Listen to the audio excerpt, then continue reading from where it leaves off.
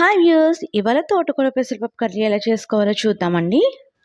పెసరపప్పుని 2 టైమ్స్ కడిగి ఒక గంట సేపు నానబెట్టి ఉడికించుకోవాలండి. ఉడికించుకునేటప్పుడు మెత్తగా అయిపోకూడదు, ఇలా పలుగ్గానే ఉండాలి. 2 to 3 టైమ్స్ కడుక్కుని శుభ్రం చేసుకుని తోటకూరని తీసుకోవాలండి. తోటకూరని చిన్న చిన్న పీసెస్ కింద కట్ చేసుకుని దాంట్లో సాల్ట్, టర్మరిక్ అనేది యాడ్ చేసుకోవాలండి. బాగా మగ్గించుకోవాలి. తొందరగా మగ్గాలి అనుకుంటే కనుక ఒకసారి మూత పెట్టి మగ్గించండి, తొందరగా ఉడికిపోద్ది. చూడండి ఇక్కడ ఎంత బాగా ఉడికిందో. తర్వాత స్ట్రెయినర్ సహాయంతో నీళ్ళన్నీ వడకొట్టేసుకోవాలండి. పొట్టు తీసి ఉంచుకున్న కొన్ని ఎల్లుల్లిపాయ రేఖలు, ఆవాలు, జీలకర్ర, మినప్పప్పు, ఎండుమిరపకాయలు, మజ్జిగ మిరపకాయలు కూడా తీసుకోవాలండి. దీంట్లోకి మజ్జిగ మిరపకాయలు చాలా బాగుంటాయి. ఒక బాణీ తీసుకుని ఆయిల్ హీట్ అయ్యాక ఎల్లుల్లిపాయలు అనేవి వేపుకోవాలండి.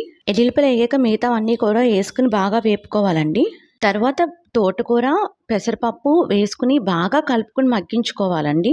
మగ్గేటప్పుడే కొంచెం కారం, తగినంత ఉప్పు వేసుకుని బాగా మగ్గించుకోండి. అంతేనండి, తోటకూర పెసరపప్పు కర్రీ రెడీ అయిపోయింది.